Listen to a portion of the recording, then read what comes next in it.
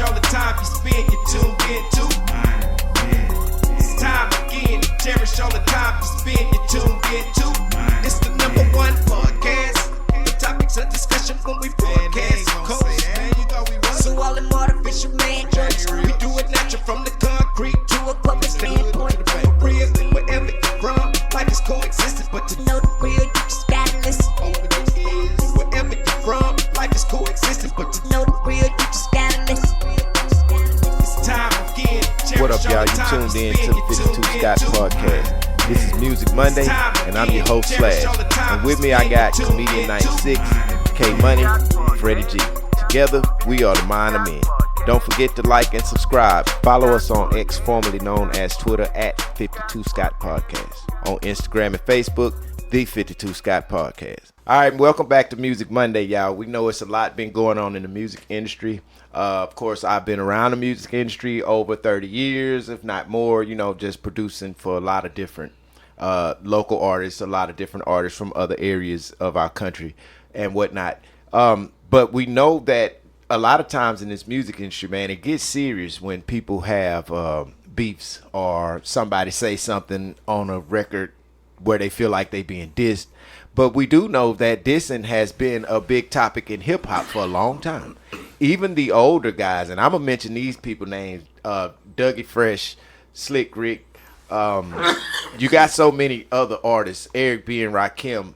The biggest beef that I think we knew of back then, I think Freddie G, you mentioned once before, was Kumo D and LL. Mm-hmm. That was a big beef. Now, what we do know about these beefs, it wasn't between the record labels, it was between the artists themselves. For whatever reasons they was beefing, But nowadays, we have these artists and they have these beefs. They sneak this stuff and say stuff on the radio, on the records, dissing one of the other artists. But I think now it goes to a place where it shouldn't go. Yeah, it's become volatile now, right, versus how it used to be 25, 30 years ago. Because back then they would use it only on records. Exactly. Now it's starting to bleed out into the streets on violence. I think that it's a serious topic, and definitely depending on the age of these people that's beefing. If you our age and you rapping, or let's just say you 40 and you rapping, there's some guys our age that rap, professionally.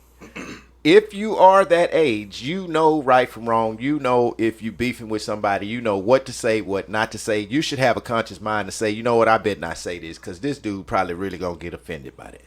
So I think what the artist needs to do is have the mindset to understand, okay, maybe I shouldn't go in on this dude. But one of the biggest beefs that's going on now, that's been going on for a little while, has been the Drake and Kendrick Lamar, and allegedly some of this stuff spilled out into the streets at a show in Drake's hometown in Canada, behind stage. Now, I don't know if it wasn't Drake that did nothing. He didn't put his hands on nobody. No. This could have possibly been fans of Drake. Or it could have been just crowd goers, show goers, people going to the show. Mm-hmm. But obviously they felt that Ricky Rose was being disrespectful as doing his set, and he played the Kendrick Lamar's diss song, They Not Like Us. Mm-hmm. Crowds get aggravated, and I guess they took that as a form of disrespect in Drake's hometown. And my thing is this: it's just a song, It's a diss track, and yeah, we take it serious, but it's only entertainment. It shouldn't bleed out into the streets. I agree. It should be taken as solely entertainment purposes only. Yeah, and not only that, I like Rick Ross fight, but I think he was just being a little petty. It's one of them situations you beating a dead horse. I mean, he already down and out. And you gonna go fly over to his city, right? And then play the song in his hometown. Yeah. Any other anybody else, I don't think he does that. He ain't gonna do that to no Jadakiss. You ain't gonna do that to no. You ain't finna do nothing to no LL Cool J. Right. You ain't finna go. Because you know the consequence. He knew wasn't nothing gonna happen with Drake. Well, like I've been telling y'all for the longest. Drake, I've been telling y'all about Drake for the longest. He thought nothing was gonna happen, but we all they saw. fought, but if you go to, he wouldn't be living if he went anywhere else. Okay. You and I know. I ain't even saying I'm just telling you. If he'd have did that to any other gangster, because we know Drake ain't really gangster. Okay, like so that. so Rick Ross played They're Not Like Us. They're Not Like Us. In Canada, right? So prior to him doing that, prior to him going to Canada, him and Drake already had some kind of disagreement, right? Correct. Here's what you got to ask yourself. The promoter did book Rick Ross to come to Canada, That's right. probably knowing that they had beef. So he was booked, and the promoter felt like I can make money if Rick Ross comes. That's here. right. And he made money because think about this.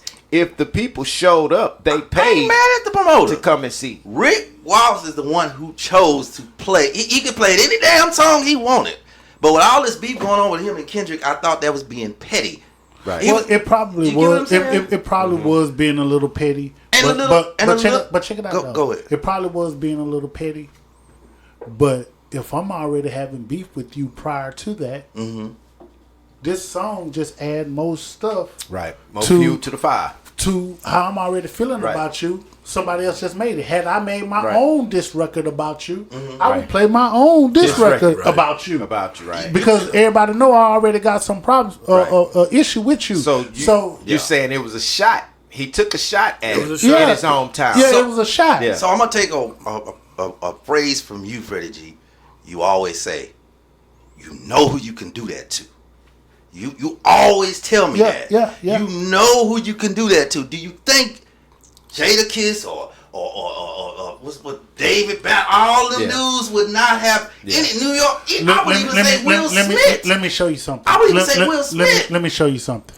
And this goes, and I'm only gonna keep this. Yeah. I know that we're speaking of rappers and beef, but I just want to stick strictly to the gender. Every man that walks the face of this earth picks and choose who they want to battle with. Right. Doesn't necessarily mean physical confrontation. It could be arguments. It could be every man. Right. You could be 7'50" Right. with muscles everywhere. You still gonna pick and choose Who you want to battle. who you want to battle with. Right. Right. So You gotta it could be selective. Okay, I'm a gangster, so I'm selective of who I push my gangster on. Right. You know, but at the end of the day, now we all know who we can be selective with. Right. I mean, who we can And battle with. I think that in a sense of these particular people we speaking of, it's more to it than just I'm gonna pick you because I disrespect you. See, money got a lot to do with this. These guys will go after the person who they feel like got more money than them in order to gain that same type of money that they have, or put themselves in that category with that person that's got that type of money.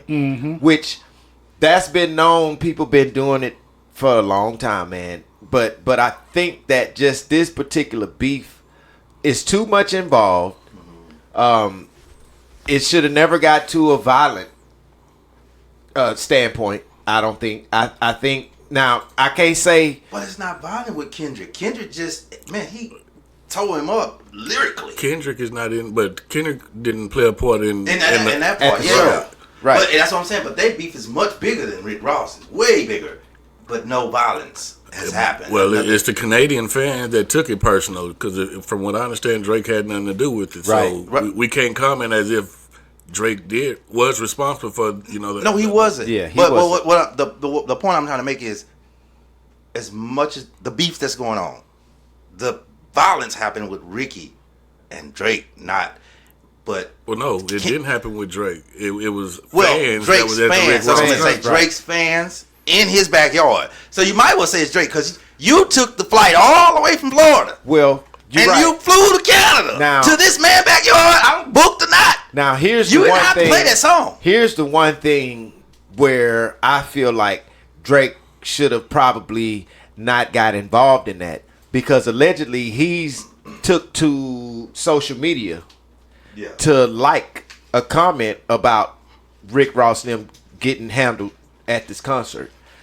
Now, my thing is, at this point, Drake being a grown man, I think he shouldn't have liked the comment, whether you had anything to do with it or not. Yeah. Because it's going to damage you in a certain way that you probably don't want, you know, because you got all these people coming at you already.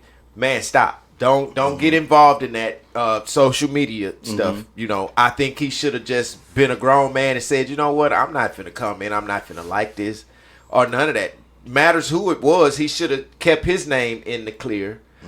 But that's what triggered, I guess, the other party, Rick Ross and them, to say, you know what, yeah, Drake got something to do with this because he's liking these comments about us getting handled in Toronto, Canada. You know, so I think it should have just been a different level Drake should have took on this, being a grown man and being the type of person, you know, with the type of money you have, man, you have to actually keep yourself out of the nonsense, violently, especially when it has to do with another artist, you know, because y'all in the same business. But it's a lot going on, and I don't want to switch around from that. But of course, this had made 50 Cent say something about this scenario. Well, you know, 50 is the king of trolling, and he's gonna troll. He gonna troll.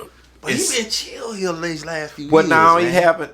He ain't been really bad as he used to be before COVID. Now, this is something, and this is it's kind of similar on the same topic, but this is something that I saw that when I thought about this story, I was like, well, wait a minute, what's going on? Because you remember, it's a lot going on. You remember, what's the guy that, Supreme? Yeah. 50? Okay. Yeah. Now, I don't know if y'all know. Obviously, this guy is about to start a label.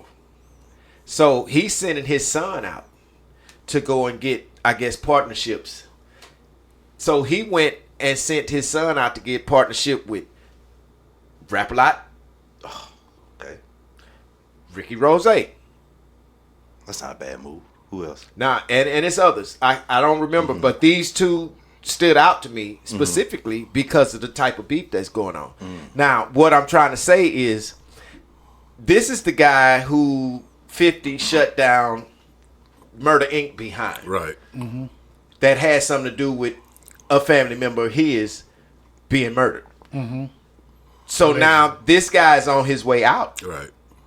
And he's linking up with Houston's own Rap-A-Lot. I saw that. Yep. But 50, you live here. But then, you know, 50 got beef with Ricky Rose. I always have had. But this guy done went, and now I'm finna partner up with Rick Ross. But now, this is the strange part. Rick Ross is beefing with Drake. And your label, one of your people with you, label-wise, is getting ready to do a business deal with, you know, Supreme.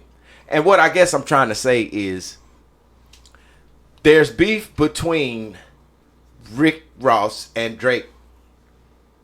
And now, one of your management, Rap-A-Lot, Drake Prince, over Drake, is now linking up to do a business partnership with Rick Ross and Supreme. Now that linking up is allegedly, right? That's allegedly linked. Okay. But his son has been out here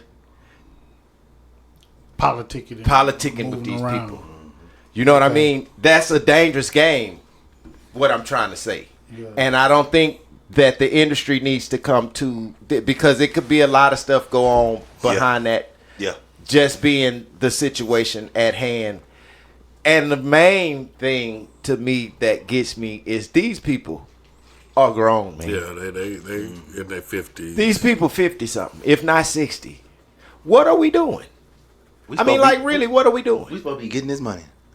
Why it can't be a situation to where people are understanding of, okay, his family need to eat, my family need to eat. Let's figure it out. I ain't trying to take no money out of your food off your table. Right. You know what I mean? I just don't get that. Yeah.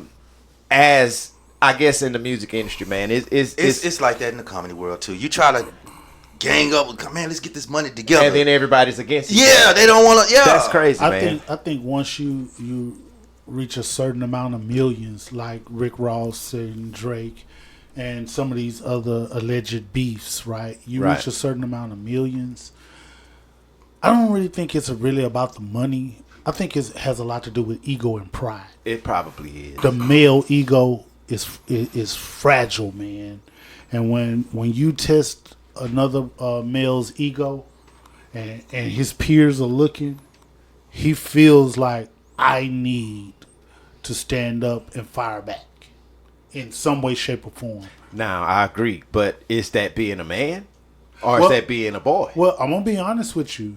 Being able to control your emotions make you more manly. Right. So the answer to your question is, if you're able to control your emotion, this is an opinion. If you're able to control your emotions and you're able to back down, it takes more strength to back down and to control your emotions than to fire off and be more emotional and go ahead. So if you're able to back down and control your emotions, I think that will make you a little bit more manly and more mature. Right. You know, but that male ego, man, is something, man, and the male ego is very fragile, man. Yeah. And these older rappers, in my opinion, man, need to be setting the example, because it's the youngsters, rapper-wise, that are being more volatile because they're being killed. You know, the incident we're speaking of that happened in Canada was just, physical altercation, fighting or whatnot, but we've heard in the past how rappers have been killed with the King Von over this beef, so all them. And it's so many. Yeah, it's so many, man. And now, not to change the subject, but since you mentioned these youngsters and what they doing, somebody allegedly Pop Smoke to dug up this man's grave. Yeah. I saw what that. What are they doing? Come on. What are we doing? You know what I mean? I mean, it's not making no sense to me because why? I didn't hear that shit. It's out there. They dropped the mama. She mad. Come on, man. I'm gonna say this. Once it was $500 worth of damage. They did put them out, but why would you dig it up? What are you doing? What are we doing as a black culture? When do you step this low to disrespect a person that's already dead that cannot harm you in no kind of way? The little young Julio, he just died. It's the same thing. Yeah. Going to people great. The girl rapper, I can't think of her name. She just got killed like maybe last week, I think it was. Because she was talking about her boyfriend that was in the grave, and she was kind of talking crazy. They killed him. Here's what you notice in all of this. And we know that one of the biggest tragedies in the hip hop community is the Tupac and Biggie, right? Right. But here's what you notice with it all, man. It's never the rappers themselves. Right. Mm-hmm. It's always somebody around them, or somebody that's they may not be around them, but may be very fond of them, or whatever the case may be. Mm-hmm. The rappers themselves, they actually are the ones that keep it on wax. Right. And that's where it should remain. But the people around them, they're the ones that's creating it's the people around them, and again, this is why I feel like you have to be careful what you say on a record about somebody. Yeah. Because what you don't know is their emotion about what you just said. You don't know how they take to what you just said about them. Like, that's like your mama joke. Right. We used to do that as kids all the time. But we didn't know what activated that person whose mama we was talking about because of what we said. You know what I'm saying? We could have mentioned your mama, whatever. That's funny you said the my mama joke, but I guess this show was meant. Freddie G, you taught me this one. Again, it's another life lesson. He was good at the mama jokes when he was younger. Mm-hmm. But that nigga Freddie G pulled me aside. He said, when you say those mama jokes, you gotta be ready for whatever comes. Because you don't gotta be ready for whatever comes. And I stopped. I never did mama joke. You don't know the emotion of the other person. And what you said might have struck a nerve. Exactly. Yep. So it's the same thing with this rapping on records. You got to be careful what you say because that shit is in stone now. Boom, forever. For the rest of your life and theirs. Mm-hmm. for their kids to hear, for their grandchildren to hear. So you gotta mind what you're saying. And the worst part about that is, if it's a serious beef and somebody wanting to do something to you at a certain point, man, that shit can last 20, 30 years, man. So here's the thing, though. Here's what's crazy. You know, when you're in, and I'm going to use the word fight for an example, but I'm not actually speaking physically. I'm just speaking, confrontation, argument, or whatever, or rapping, dissing. There's no rules in fighting. Right. So just because you hit me with a pillow doesn't mean I gotta hit you with a pillow back. Right. I'm gonna pick up this board. I'm trying to hit you with something. And I'm gonna hit you with this board. Right. But I don't care whoever started it. Mm-hmm. At the end of the day, once it started, now I gotta hit you back. I got to get my leg back. And there's no rules Right. on what I should use to hit you back. What we can say is that the beef, whoever's in the beef, it actually started. How it started, don't care, whatever. Ain't nobody thinking about how it started now. Yeah, it started. It's just the fact it's going now that it's here, Yeah. we're going to have to get We're it in. going to have to get it in. However, we're going to get it in. Yeah, that's mainly what they saying. Now, the deal with this beef thing and why I want to mention that is because allegedly there's a new sneak diss track that Drake has talking about Kendrick Lamar. So this shit can last forever. Nah, he better not release Say it. that again. According to DJ Academics, allegedly there is a new sneak diss track about Kendrick Lamar that Drake is releasing. Fuck you. I'm sorry. Yeah, it is. slash. When you, with the slip of the tongue, when you said sneak dick, I saw a comedian 96 eyes light up when you said slick dick. I saw his eyes light up. You know what? Man. Okay. I got you covered on that one. I got you. I got you. You saw excitement. No. You wait to think Thursday. I got your ass. And then you see what he said after. No. Fuck you. No, I can't believe he even tried. The fuck. I know. I can't believe he even tried, even come out and you defeated, bro. And right, I understand that, and I think that Drake really needs to leave this thing alone when it comes to Kendrick Lamar.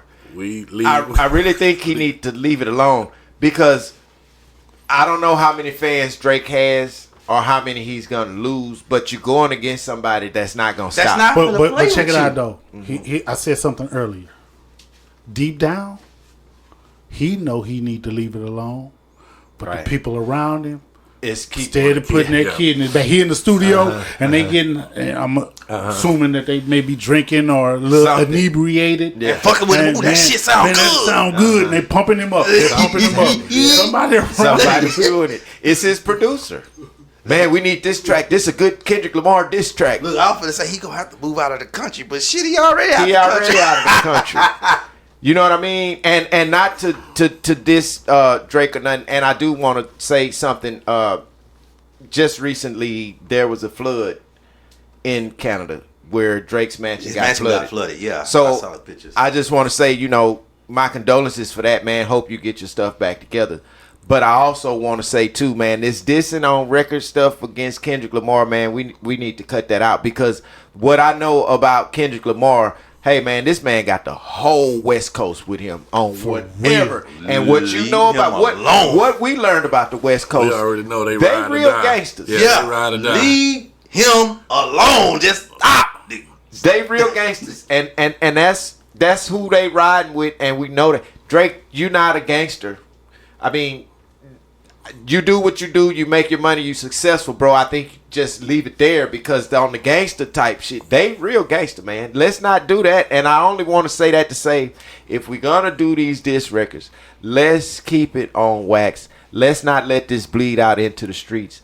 Let's show the people of our community that we can stand up and be grown men and accept the criticism that we get from other people. I think that's the main thing that we need to focus on. And if you my age or older, you really ought to have the right mindset on stuff like this because everybody's not gonna like you. Everybody's not gonna agree to what you do. We know that. Let's just keep it on wax. And Drake, don't do too much dissing because we know Kendrick Lamar is gonna come back, and man, you know they not like us was a tough one. Yeah. So whatever he's got after that, you gotta sneak this allegedly. Just keep it. That's fine, but I just know that Kendrick Lamar, he's got more lyrics that's gonna be able to contest what you have to say about him. So let's just keep the beef out the streets. Let's keep it on wax. Y'all come back. So that's all, y'all, for this edition of Music Monday. Thanks for tuning in. Come back tomorrow and check out True Tuesday with K Money. Hit that like button, subscribe, and follow us on Instagram and Facebook, The 52 Scott Podcast. Follow us on X, formerly known as Twitter, at 52 Scott Podcast.